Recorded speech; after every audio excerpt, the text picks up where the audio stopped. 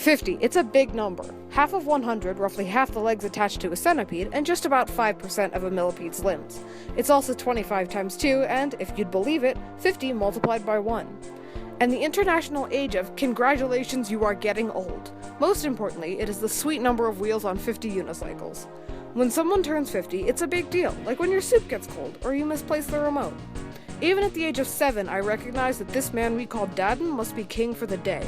We then could return to our usual shenanigans. So, when my father hit the big 5-0, we decided to do something very special.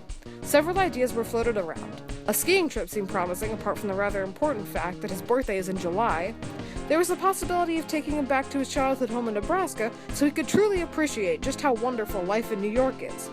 After much bickering, finger-pointing, and hugging it out, we decided the most extravagant and fabulous birthday celebration a human man could possibly wish for was monkeys. Let me explain. When a man turns 50, he must start to wonder what his life is all about. Did he marry the right person, have the right kids, perfect his mime technique to the fullest? When he peers into his past, his deep, deep, primal past, what does he see? The primate that he evolved from. To show him his true self, we decided to bring some monkeys into the house to see what would happen and what kind of revelations might surface. At about noon on July 9, 2009, there came a rapping upon our door. We tried to let the birthday boy go first, but my brother and I were just too excited, and we practically tripped our dad in our race to answer the door. Standing politely on the doorstep were 3 types of figures: man, woman, monkey. The monkeys looked as happy to see us as we were to see them. Our dad stood flabbergasted. Of all the possible birthday surprises, this one had far surpassed his dreams. You see, my father has always adored all apes, and, as a thespian, had longed to work with one, but had never gotten the opportunity.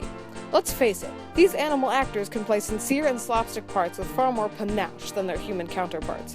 Back at our front door, the larger monkey, a chimpanzee named Louie, stood roughly 4 feet tall and wore very becoming khaki cargo shorts and a slightly superior air paired with the goofiest smile I've ever seen.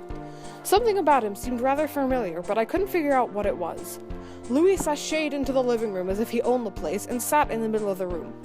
My brother and I were not allowed to go near him because we were on the same size he was, and he would most likely see us as rivals, as I later found out. My dad practically bounced into the room like a stale bagel, sat down, and began playing with Louie. He tickled Louie, and they played with toy cars. It was very difficult to tell who the monkey was.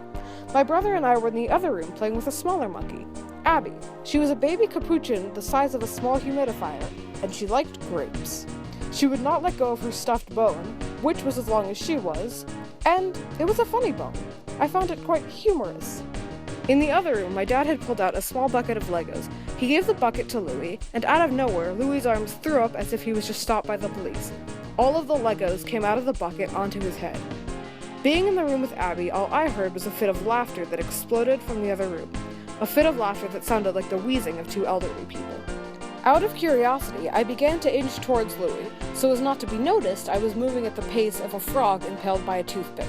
I was about 10 feet away from my dad and Louie when out of nowhere a red flash came flying towards my head, missing by only a hair. At first I wasn't sure what to feel, but then it hit me. A chimpanzee had just thrown a Lego bucket at my head. I couldn't stop laughing. After that encounter, I receded back into the other room until the hour of super amazing monkey playtime was over. When they were about to leave, my mom decided to take a picture of my dad and Louie, and it hit me. The reason there was something so familiar about Louie was that there were 2 of him posing for that picture, although one was scruffy and the other was a monkey. They were the same. In their hour together, neither had gained an inspired flash of wisdom into the mystery of growing older, but my father had a tremendously good time and his dreams of playing with a monkey were fulfilled. However, he seemed to learn nothing that day, though my reflexes were certainly sharper. The monkey, though, he walked off with a wise and contemplating look in his eyes. It was, by far, the best birthday my dad could have wished for.